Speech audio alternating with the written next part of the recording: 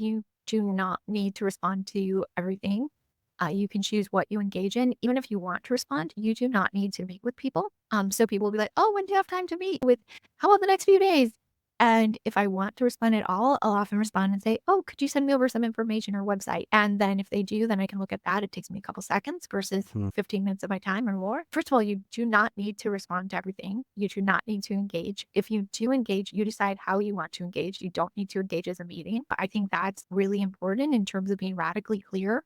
And then also, if you are going to engage in something is important, you should be able to decide on the pacing if you're not creating emergencies. So if someone wants or needs something or wants to meet with you, you should be able to say, "Yeah, I'd love to meet with you. Let's set up something for next week." Or, "Great, I got that. I'll be working on it. I'll get back to you soon." And then you plan it out when it works for you, how you're going to do it, or you delegate it to someone else. And so I think that's a real key to slow the flow. You decide when things happen. And even a tip there, for example, with LinkedIn, I batch reply to those messages once a week. And Mhm. so I do that on Monday. And if you message me in between, you're not going to hear from me. And if it's someone I want to hear from, I'll reply and say, "Hey, you're hearing from me now because I batch reply on Monday for reply by the next business day. Here's my business email."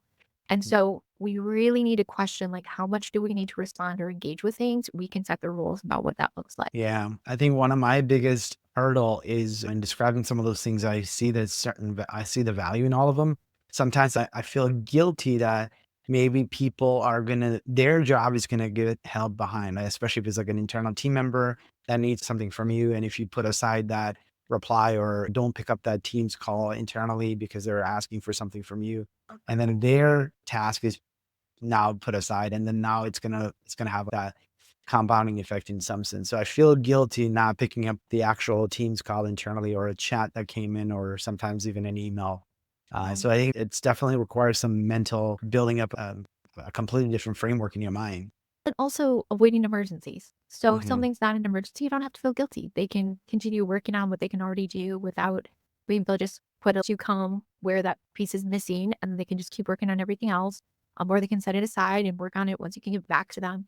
If things aren't last minute, things aren't emergencies, then it's fine that you respond to them in a few hours or even the next day. And if something is an emergency, it's good to have protocols for that too. Call me at this number, text me here, or IM me here if this truly is an emergency. I'm not saying never stop. Like you can use your discretion Mhm. on this, but you can't always be a call center or you're not going to get value work done.